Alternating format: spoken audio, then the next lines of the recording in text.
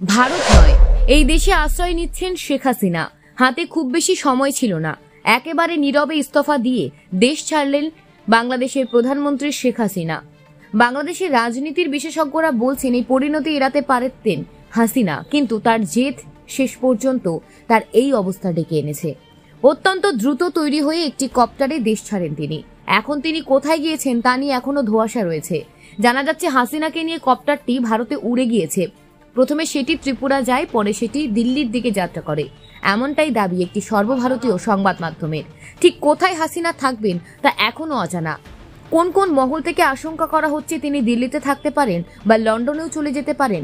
তবে প্রায় 5:36 নাগাদ হাসিনার বিমান দিল্লির হিন্ডন বিমানবন্দরে নামে।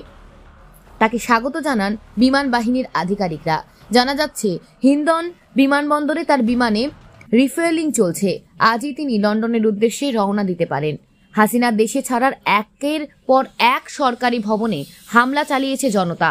বঙ্গভঙ্গ, প্রধান বিচারপতি ভবন, সংসদ ভবন, সুধা ভবনের লুটপাট চালায় জনতা। একেবারে শ্রীলঙ্কার রাষ্ট্রপতির বাড়িতে হামলার মতো বঙ্গভবনে হামলা করা হয়, ভাঙচুর করা হয় জিনিসপত্র, ভাঙা হয় শেখ মুজিবরের মূর্তি। গণভবন থেকে নানা পণ্য নিয়ে যেতে দেখা গেছে মানুষকে। এদিকে সংসদ ভবনের জনতার স্রোত লক্ষ্য করা গেছে।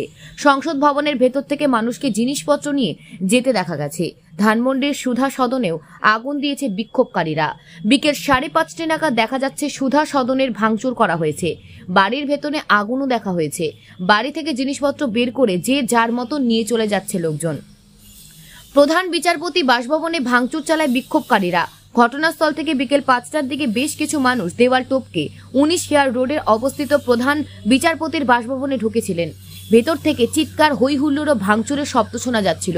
পরে একদল মানুষ বাসভবনের ভেতরে ঢুকে পড়েন। তখন নিরাপত্তা রক্ষী ছিলেন না।